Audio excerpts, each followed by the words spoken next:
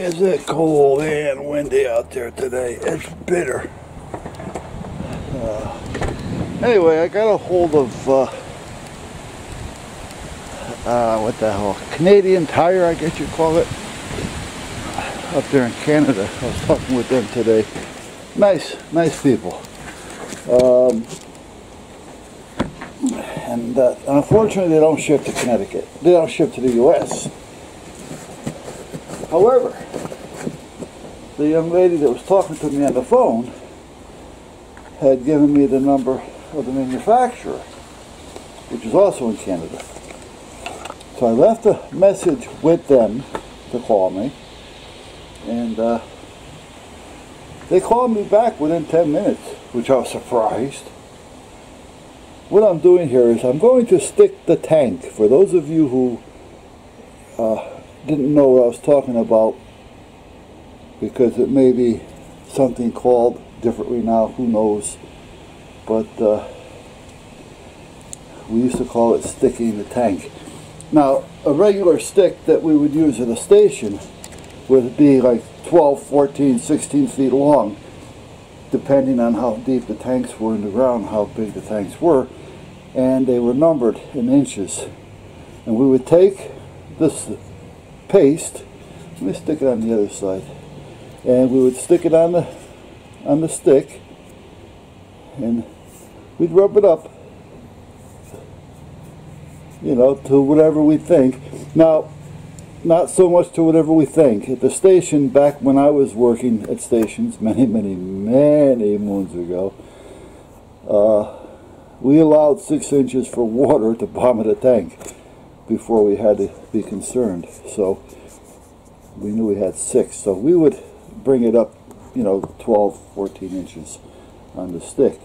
And then we open up the drain as long as it's a dry day and a good day, and we would drop the stick with the paste on it and the tank. And then when we pull it out, that paste, if there's any water, that paste will turn a color to wherever the water is. So if it's 2 inches of water, it'll be 2 inches of a color change. Alright. So in this case, as you can see, I've got about 3/4 of an inch of a color change there, because you can see it. It's kind of pink. I think you're seeing it. Alright. If I had more paste on it in a different, if I used this side of the stick, it probably would have been cleaner. This was a rough cut, but meanwhile you can still see the difference in the color. So that tells me I've got about 3/4 inch of water in the bottom of this tank. Now, I did this yesterday, but I can't seem to find the video on it, so I just did it again to give you guys an idea of what I was talking about when I said sticking the tank. So, and service stations normally, I don't know if things changed or not, but normally we would have to do this every morning when we start, before we even start pumping. If it was a 24-hour station, we would still have to do it in the morning. But meanwhile, now my problem here is my fill. It's not a problem. The problem is the water. However, the other problem is trying to get this back in the box. I actually got this for nothing where my wife works. She works for a concrete company that makes concrete parking garages, bridges, and stuff like that. And they've got all kinds of heavy equipment. And I know they're not driving this heavy equipment on the road to go get fuel, so they have their own tanks.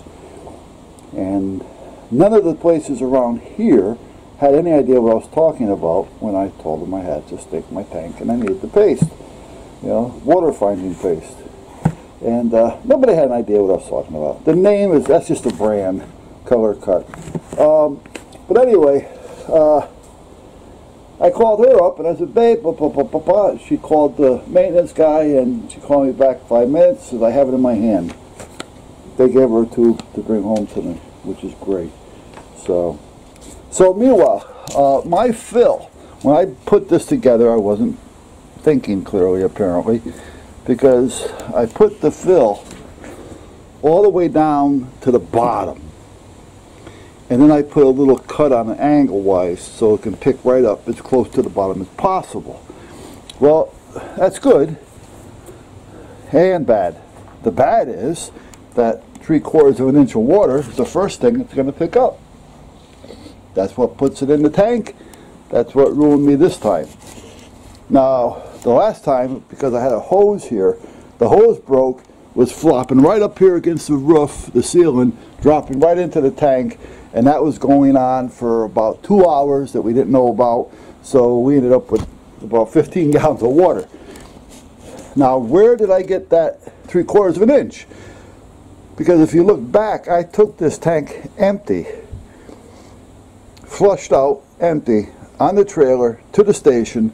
I filled it, well, I put 45 gallons in it, brought it back. I did put some diesel crap in there that's good for both water, gelling, cleaning, all that kind of crap in there as well. So, you know, we shouldn't have had a problem. So where did that water come from?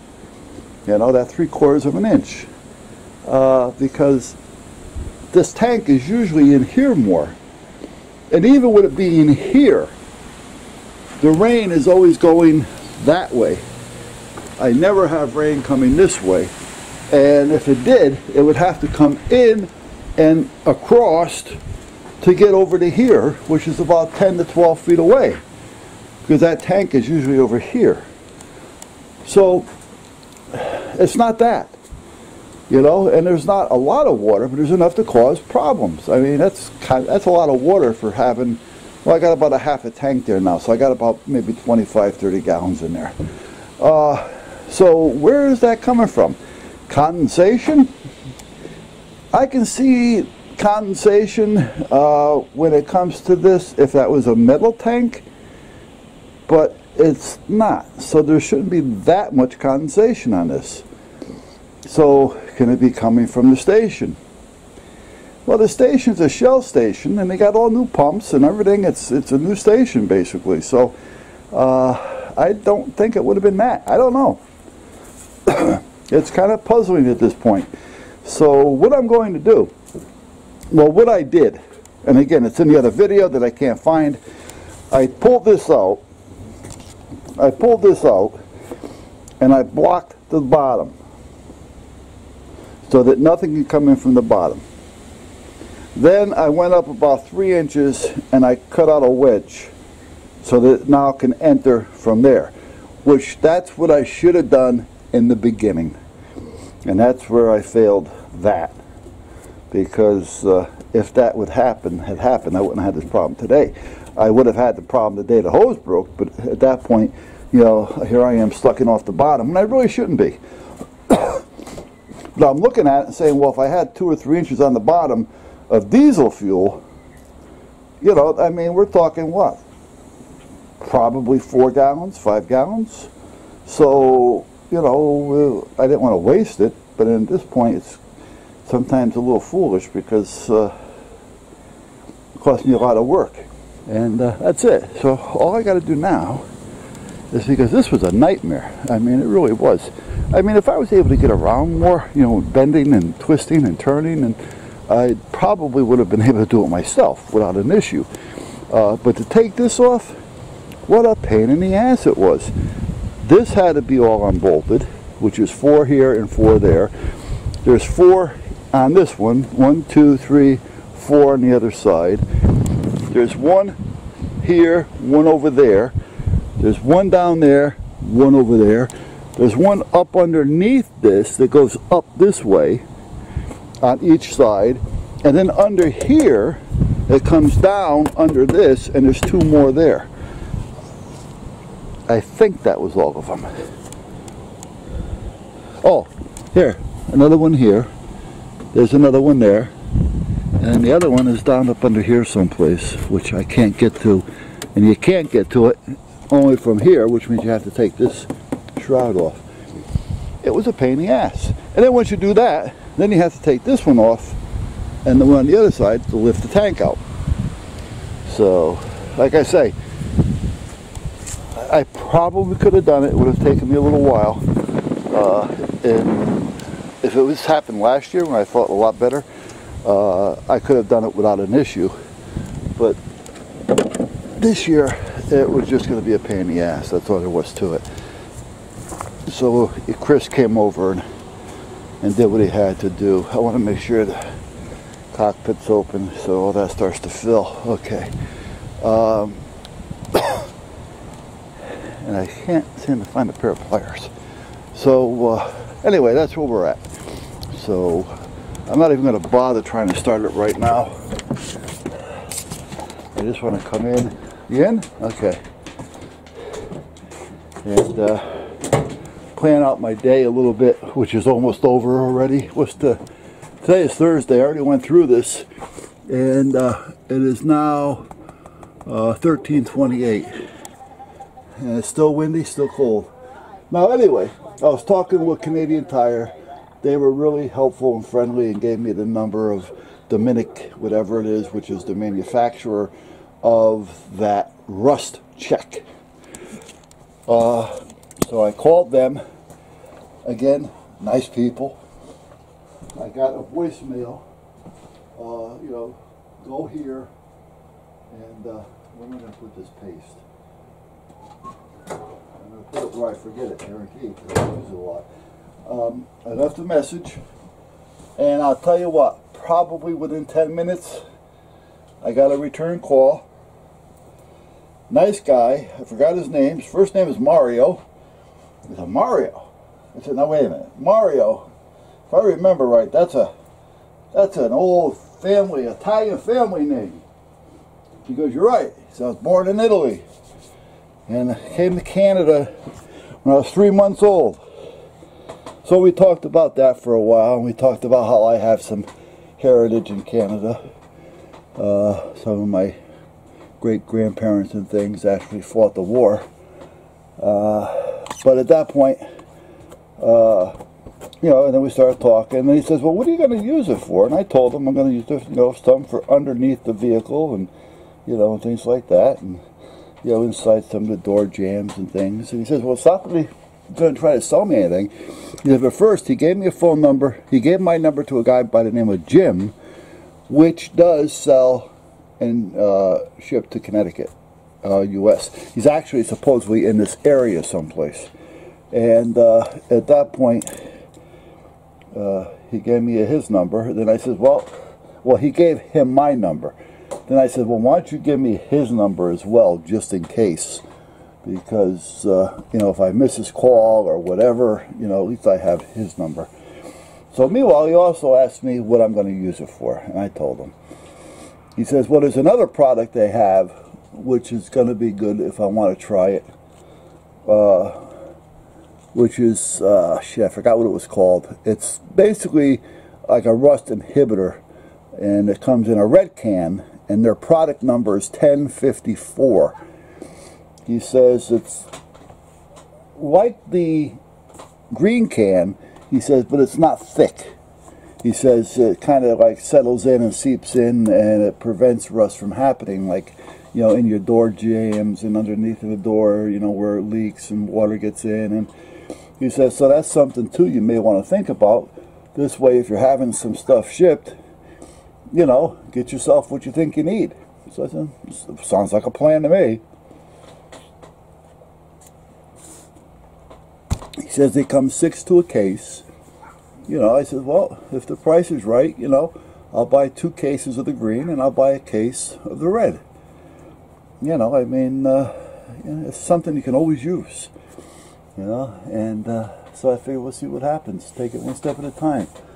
And we'll see what goes on. But meanwhile, very good, very pleasant, friendly as all hell. We started talking politics, you know, and you guys up there in Canada are having just as many problems with yours as we were with ours. We're not having as many problems now. The only problem we're having now is that Democrats, which I call Democrats, are so busy trying to disrupt the system that our president, who's trying to do a good job and is doing a good job, is finding it harder to do what he's trying to do. Because these school ground bullies are just getting in everybody's face. So, and that's about that. Learning channel. So, seeing it's a little cold, and I'm not a Long Island medium. Oh, I can tell you stories about her. But meanwhile, I'm going to take a little bit of time today and organize. The guy never picked that computer up, so I'm going to take it off the bench. I'm going to put it away for now where it's not going to get in my way. I got that monitor down there and another computer down here. Those are going to get moved, and I'm going to start cleaning up a little bit. I got a bunch of tools laying around from working on the van. I got the van organized, by the way. So there's really nothing that I really need to do to the van right now. I mean, it's clean, everything's in place, everything is organized, except put the alarm in with the remote start. And I may, just may, put another small 2-meter only antenna on it and the back, and you're not even going to see it because it's so damn small. So I may do that. Not totally sure yet, but it may get done. And if I do that, it'll take me maybe a half an hour tops because it's an easy install, especially where I'm thinking about putting it. So, yeah, I'm burning wood.